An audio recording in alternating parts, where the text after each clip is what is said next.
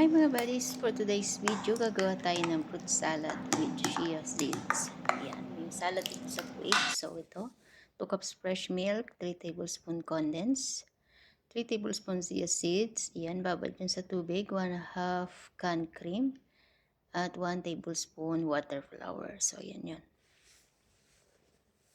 So let's start na tayo sa paggagawa nitong fruit salad nila.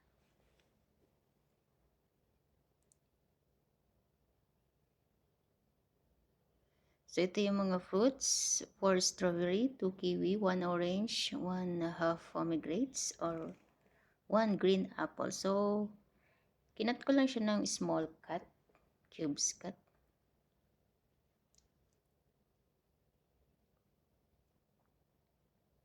So, ayan, mag-start na tayo.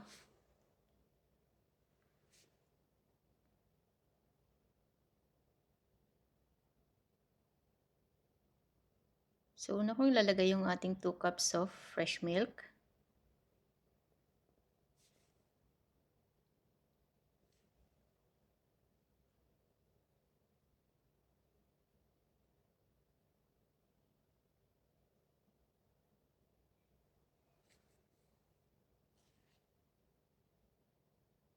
Then, yung half teaspoon ng ating water flour. So, konti lang. Rose water.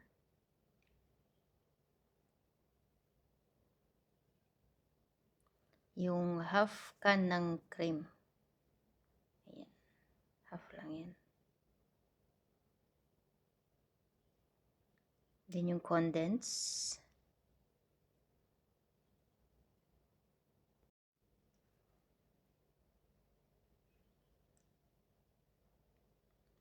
Sa condense, naglalagay ako dyan ng 2 tablespoon.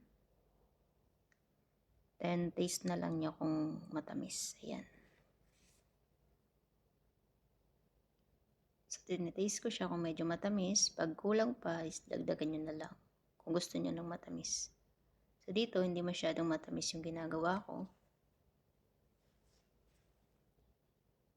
So, ayan.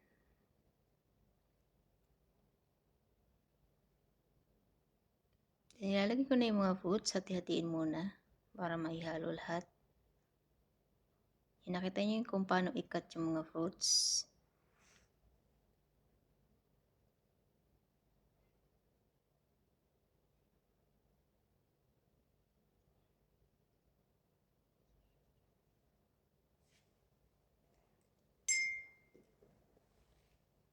Ayan.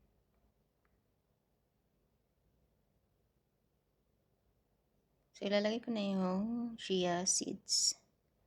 Ito ang taste nito parang ano, para siyang sago. Black sago. So, binabad ko lang yan sa tubig. Then, 20 minutes mo siyang babadan. Ito na, halu-haluin na natin.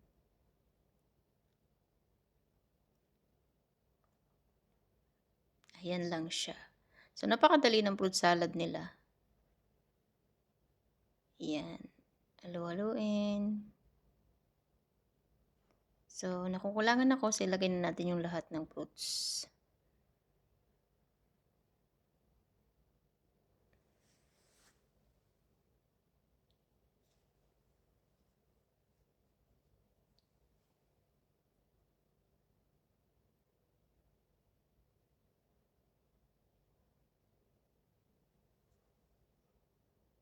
So, haluin lang natin para ma-mix lahat yung condense. Para pantay yung tamis. So, add ko na yung natirang fruits.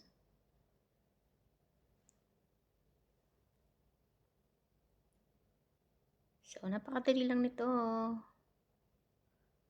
Yan, halo-halo. So, that's it. So, lalagay na natin to sa ref. So, yan. Inad ko pa pala yung ano, chia seed. Chia seed. Ayan, kasi sayang naman kung tatapon. Ayan. Nahalo-halo to.